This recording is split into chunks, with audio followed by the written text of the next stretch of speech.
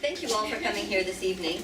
And I didn't read the memo very well. So my speech will be a little bit different, but my name is Judy Unterschultz. I'm the Executive Director here at the Multicultural Heritage Center. I've been in this position for 24 years. The Multicultural Heritage Center has been in Stony Plain for 40 years. We just celebrated our 40th anniversary. So it's been here longer than anybody but Jim. And me, of course. I'm going to talk a little bit tonight about food in the cultural industry, because food, I believe, is integral to the Multicultural Center's position in the community. Food has a lot of buzz happening around it lately. People are talking about food wherever you look. They're concerned about the quality, they're concerned about the ingredients, they're concerned about the health benefits. Municipalities are starting to look at the food industry as a way to embed local jobs in the community, as a way to improve the social, environmental, and economic stability of a community.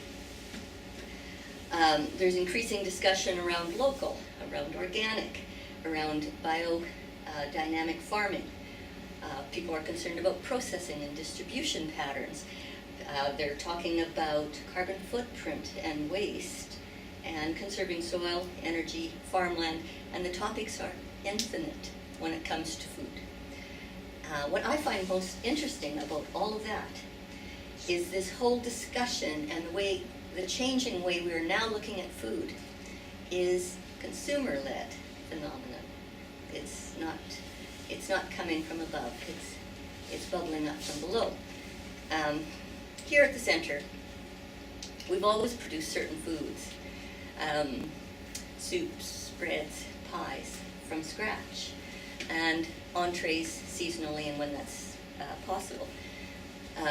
We know here at the center, after 40 years, that tourists travel on their stomach, and we know that because people tell us that. Not too long ago, I was having a discussion with a couple of people from the Netherlands, and I was curious as to how they ended up in Stony Plain. And so, website or travel agent or friends in the area, and they said, oh no, our neighbors down the street said, when you're at the Edmonton part of your trip in Canada, go to Stony Plain to this place to eat, because by then you'll be ready for a good meal. And we've all done it. We've all been somewhere in the world. We've stopped for a bottle of water in a corner store, and we said, where's a good place to eat in town? And that's, I think, one of the things we've always known here, that people are driven here by the good food. Over the past number of years, we've increasingly offered food education and food production courses, and that's to meet a demand from an increasingly urban population who are becoming more distant from the food they eat, so it frightens them a little bit, and they're becoming more removed from the transfer of traditional knowledge on how to produce, how to prepare, how to preserve food. I heard a comment on the radio a few weeks ago on 5 things a child today will never know how to do, and one of those 5 things was make a meal from scratch. However, if we were going to talk the talk, we thought we'd better walk the talk as well. And so over the last number of years, we have been gradually turning our grounds into an edible landscape.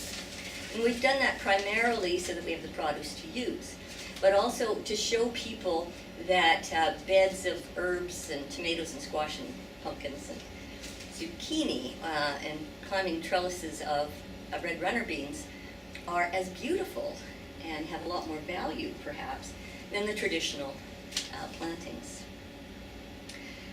We have a completely organic property. We have a fairly large organic orchard. We have hundreds of Saskatoon bushes. And we're currently experimenting with garlic production as a cash crop. And if you've got 36 acres, we can help you to get into garlic production. All of this food eventually makes its way into our restaurant and into the food that you eat here. Granted, it's a little bit more expensive, but I think that's understandable, because to do that, you have to have somebody that knows how to use food from scratch. you have to have somebody that prunes and cares for the health of the trees. You have to have somebody to pick the fruit and clean it and prepare it for use. You have to have somebody that makes pie, starting from rolling out the pie crust.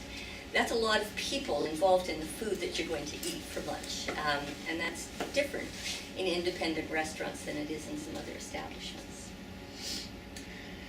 But in the end, the food here tastes great. There's a discernible difference in the taste.